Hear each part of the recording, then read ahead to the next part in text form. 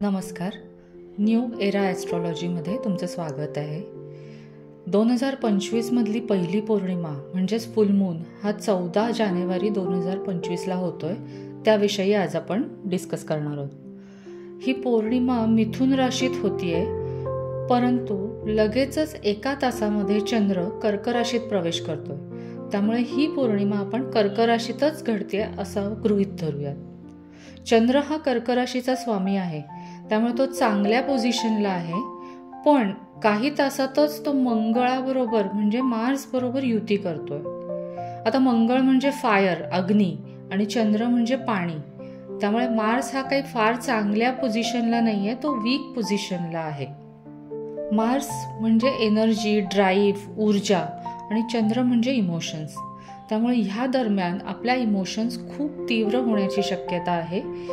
आपण जास्त इमोशनल होऊ आणि त्यामुळे कदाचित आपले दुसऱ्यांबरोबर वादविवाद पण होऊ शकतात.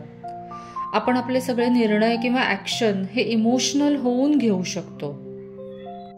ह्यामध्ये आपलं कुटुंब किंवा घर याविषयी देखील एक प्रकारच्या स्ट्रॉंग फिलिंग्ज असू शकतात.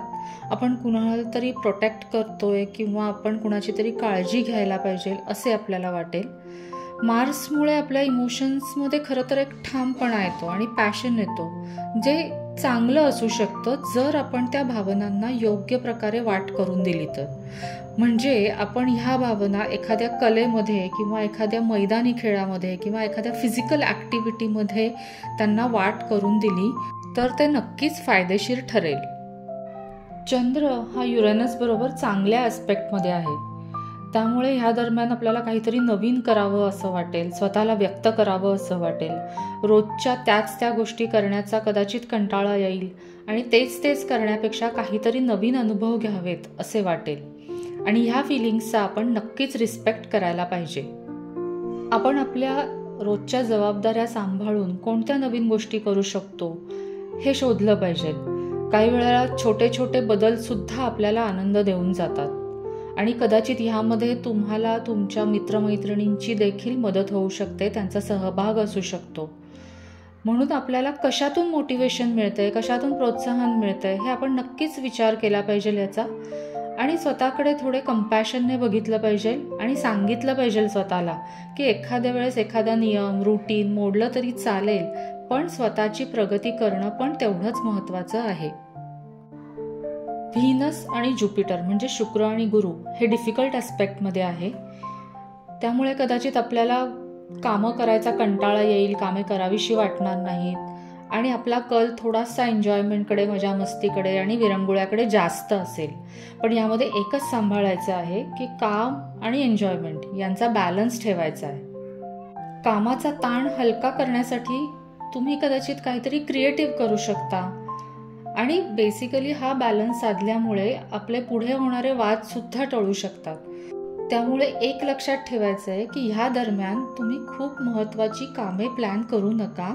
तुमचं शेड्यूल थोडंसं लाईटर असलं तर जास्त चांगलं, त्यामुळे तुम्हाला दोन्ही गोष्टी साध्य होतील. तसंच व्हीनस आणि सॅटर्न म्हणजे शुक्र आणि शनी यांची युती होत आहे आणि हा ॲस्पेक्ट खरं तर चांगला आहे आणि ह्या ॲस्पेक्टवर बरेच जण लग्न करतात किंवा लॉंग टर्म कमिटमेंट देतात. पण सॅटर्न हा तसा सिरियस प्लॅनेट असल्यामुळे व्हीनसचं जे काही मुळातच जो काही एक सुख देण्याचा, संपन्नता, प्रसन्नता देण्याचा जो काही स्वभाव आहे त्याला एक गंभीरतेची झालर येते. त्यामुळे कदाचित ह्या दरम्यान काही कपल्समध्ये किंवा जोडप्यांमध्ये तणाव असू शकतो आणि हे ताणतणाव लॉंग डिस्टन्समुळे किंवा सेपरेट झाल्यामुळे असू शकतात. पण ते काही फार काळ टिकणार नाहीत, परिस्थिती पुन्हा नॉर्मलला येईल. मर्क्युरी आणि व्हीनस म्हणजे बुध आणि शुक्र एकमेकांबरोबर खूप छान ॲस्पेक्टमध्ये आहे, हार्मोनियस ॲस्पेक्ट आहे. त्यामुळे होईल काय की आपल्याला लोकांना भेटायला आवडेल, त्यांच्याशी बोलायला आवडेल आणि विशेषतः या चर्चा, गप्पा एखाद्या धार्मिक किंवा फिलॉसॉफिकल किंवा ट्रॅव्हल या विषयावर असू शकतात. सो हा ॲस्पेक्ट खूप चांगला आहे. आता काही असे ॲस्पेक्ट बघूयात की जे काही महिन्यांपासून चालू आहेत आणि पुढेही काही महिने चालू राहतील. तर पहिला आहे सॅटर्न अँड ज्युपिटर यांचा. तर शनी आणि गुरु हे एकमेकांबरोबर 90 अंशात कोन करतायत आणि हा ॲस्पेक्ट फेब्रुवारीच्या शेवटापर्यंत राहणार आहे, 28 फेब्रुवारीपर्यंत. तर आपण आधी बघितलं आहे की गुरुमुळे आपल्याला आयुष्यात जास्तीत जास्त एन्जॉयमेंट असावी असं वाटेल, पैसे मिळावेत असं वाटेल, कारण गुरु हा वृषभ राशीत आहे आणि वृषभ रास ही पैशाची रास आहे. पण सॅटर्न ह्या सगळ्यांवर बंधनं घालेल, त्यामुळे हा काळ तसा चॅलेंजिंग वाटेल आपल्याला. ह्या दरम्यान आपल्याला असं वाटेल की आपली प्रगती करण्याची आपल्याला संधी मिळत नाहीये, आपल्या कामाची प्रशंसा होत नाहीये, थोडा आत्मविश्वास कमी झाल्यासारखा वाटेल, किंवा देवावरचा, युनिव्हर्सवरचा एक विश्वास आहे, एक श्रद्धा आहे, त्याची परीक्षा घेतली जाते असं वाटेल. पण फेब्रुवारी नंतर हे हळूहळू कमी होईल. तसंच प्लुटो आणि मार्स एकमेकांना विरोध करत राहतील आणि हा ॲस्पेक्ट एप्रिलपर्यंत चालेल. त्यामुळे वरिष्ठांबरोबर किंवा इतर नात्यांमध्ये ताणतणाव राहतील. पण मार्स वक्री आहे, त्यामुळे हे तणाव आंतरिक असतील आणि इतरांबरोबर भांडण्यापेक्षा आपण स्वतःमध्ये काय बदल करू शकतो ह्याचा विचार आपण जास्त करू. नंतर नॉर्थ नोड आणि नेपच्यून म्हणजेच राहू आणि नेपच्यून मीन राशीमध्ये युतीमध्ये आहेत आणि ही युती ह्या वर्षभर पूर्ण चालू राहणार आहे. त्यामुळे होईल काय की आपण जास्त स्पिरिच्युअलिटीकडे जाऊ, आपल्याला इतरांविषयी खूप सहानुभूती वाटेल, आपण जास्त संवेदनशील होऊ. पण ह्या दरम्यान आपल्याला काही गोष्टींची काळजी घेतली पाहिजे. ते म्हणजे काही वेळेला आपण एका भ्रामक जगात अडकून पडू, म्हणजे सत्यापासून दूर जाऊ.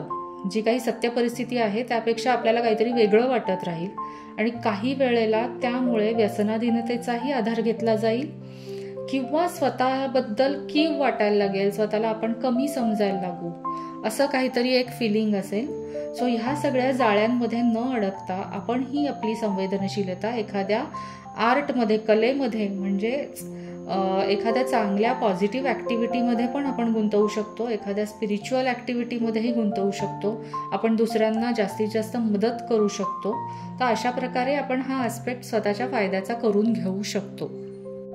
तर ओव्हरऑल ह्या फुलमूनचा एक सारांश सांगायचा झाला तर तो असा असेल की आपल्या ज्या इंटेन्स इमोशन्स आहेत, तीव्र भावना आहेत, त्या आपण एखाद्या पॉझिटिव्ह ॲक्टिव्हिटीमध्ये म्हणजे एखाद्या कलेमध्ये किंवा एखाद्या फिजिकल ॲक्टिव्हिटीमध्ये, स्पोर्ट्समध्ये वळवल्या पाहिजेत.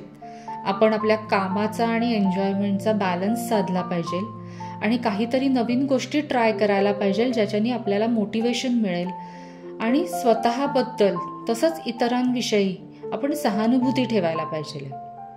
आणि ह्या सगळ्यासाठी तुम्हाला खूप खूप शुभेच्छा.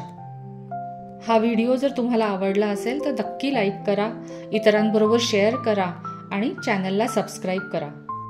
तुम्हाला जर पर्सनल रीडिंग्स हवे असतील तर तुम्ही इंस्टाग्रामवर मेसेज करू शकता. धन्यवाद.